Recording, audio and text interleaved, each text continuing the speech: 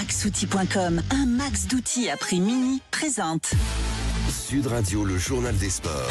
Avec Jules Boscherini. Bonjour à vous, mon cher Jules. Bonjour Jean-Marie, bonjour à tous. L'actualité sportive avec vous qui commence évidemment par du rugby, de la Pro D2. Vous avez pu vivre une très belle soirée sur Sud Radio, la radio du rugby. Ah, très belle soirée, ça c'est clair Jean-Marie. Et j'espère d'ailleurs que vous avez suivi les matchs parce qu'il y en avait deux à ne pas manquer. Brive-Nevers pour commencer, score final 22-23 pour les visiteurs qui réalisent un énorme coup sur la pelouse d'un prétendant au titre. Alors oui, les Neversois sont bien aidés par le carton rouge reçu par les brivistes, mais ce sont pourtant eux qui ouvrent le score grâce à cet essai de Johan Wasserman qui fait bondir notre commentateur Clément Combe. La passe sautée pour Johan Le Bourris, il joue le petit coup de pied pour lui-même, le crochet intérieur, il va aller à l'essai. Non, c'est Johan Wasserman, le premier essai de cette rencontre. Action de classe absolue, signé Johan Wasserman. Ça va faire 8-0 en attendant la transformation. Brive est complètement cueilli à froid. Voilà, ça c'était pour le premier match. Et le deuxième, c'est la démonstration de Colomiers face à Dax. 43-13 pour le score final. Une véritable valise, comme on dit dans le jargon, mais aussi une surprise puisque personne ne s'attendait à un tel score. Et c'est le talonneur de Colomiers, Pablo Dimchev, qui vient sceller le bonus offensif des Colomiens, en inscrivant cet essai à la 74e minute sous les commentaires de Quentin Cabanis. Le ballon est parfaitement réceptionné par l'alignement de cette équipe de Colomiers avec la balle dans les mains du talonneur.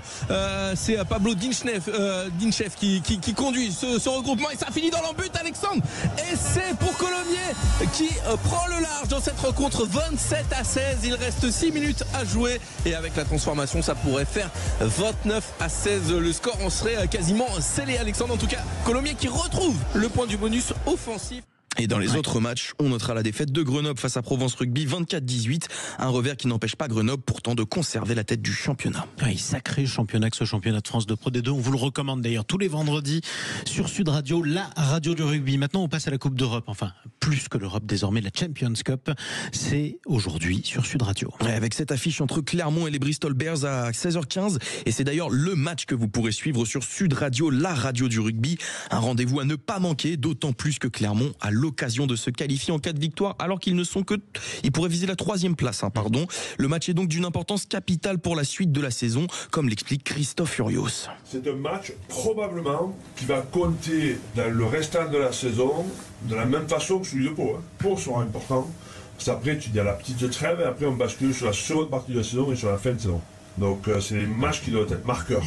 On en a raté un, il reste 4 mi-temps. On va s'occuper des premières.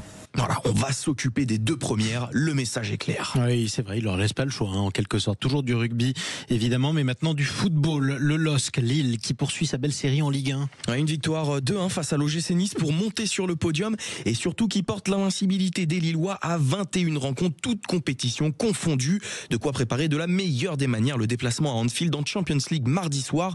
Et il y avait aussi un autre match hier, Montpellier-Monaco. Et c'est une surprise puisque les Monégasques s'inclinent 2-1 face à la lanterne rouge du championnat. La suite aujourd'hui de la 18e journée de Ligue 1 avec 3 matchs au programme dont un choc. Lens Paris Saint-Germain à 17h. À 19h, Rennes reçoit Brest pour un derby breton qui s'annonce chaud bouillant. Et à 21h05, Toulouse se déplace à Lyon. Oui, figurez-vous que Toulouse n'a pas gagné à Lyon depuis des décennies. C'est incroyable. D'ailleurs, Jean-Michel Aulas avait 17 ans, paraît-il, quand il avait perdu à domicile contre le TFC. Maintenant, on passe au tennis également dans l'actualité sportive avec un Français qu'on n'arrêtera jamais. On veut pas qu'il s'arrête d'ailleurs. Et c'est à croire qu'il est en train de vivre une deuxième jeunesse après son titre en Nouvelle-Zélande. Gaël Monfils vient de réaliser un véritable exploit à l'Open d'Australie. Le match s'est terminé il y a un peu plus d'une heure et Monfils sort le 4e joueur mondial, l'Allemand Taylor Fritz en 4-7. Il perd pourtant le premier, 3-6, mais il s'impose avec ses 3-7 après, 7-5, 7-6 et 6-4. Et bravo à lui. On parle de l'économie maintenant. Ouais, absolument Jean-Marie, vous n'êtes pas sans savoir qu'en juillet dernier, le président Macron voulait profiter des Jeux Olympiques pour que la France devienne enfin une grande nation sportive.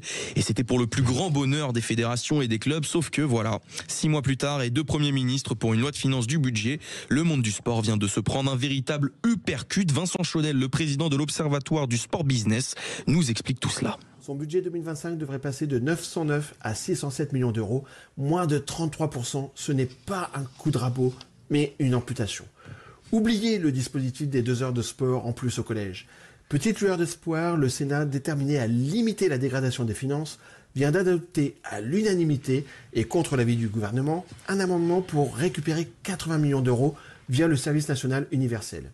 Plus qu'un défi, réussir l'héritage de Paris 2024 dans ces conditions ressemble à une mission impossible. Et que dire du challenge des Olympiques d'hiver de 2030 ? Puisqu'on est encore dans la période des vœux, souhaitons bon courage à Marie Barzac, notre nouvelle ministre des Sports. Ouais, et on va souhaiter aussi bon vent à ceux dont on va parler tout de suite, puisqu'on parle du Vendée Globe. Et on en est où, Jules Boscaini? Charlie Dalin, Johan Richomme et Sébastien Simon ont franchi la ligne d'arrivée cette semaine après plus de 60 jours en mer. Mais la course se poursuit. En attendant les prochains marins au Sable d'Olonne, on peut déjà tirer des enseignements de cette 10e édition du Vendée Globe. Alors lesquels? Tous les éléments de réponse avec vous, Théo Ampillac. Et oui, plusieurs choses positives ressortent de cette course. Tout d'abord, il y a eu de nombreux progrès, notamment au niveau de la sécurité des skippers, sièges sur mesure, filets anti-projection, etc.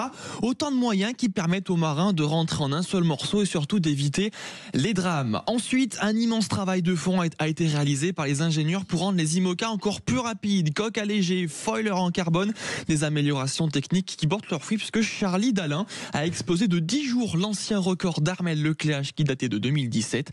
On estime qu'en moyenne, on gagne à peu près 5 jours de course d'une édition à une autre. Alors même si certains skippers sont arrivés, la course elle continue et c'est serré pour la 4e place au large des Canaries. L'anglais Sam Goodchild de chez Vulnérable est devant les deux français Jérémy Bayou de chez Charal et Paul Meillat de chez Biotherme. Les trois se tiennent en seulement 85 000 nautiques.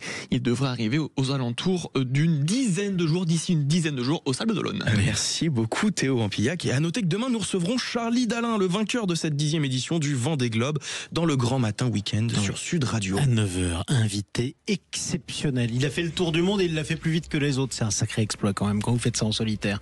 Merci beaucoup Jules Boscaini et Théo Ampillac.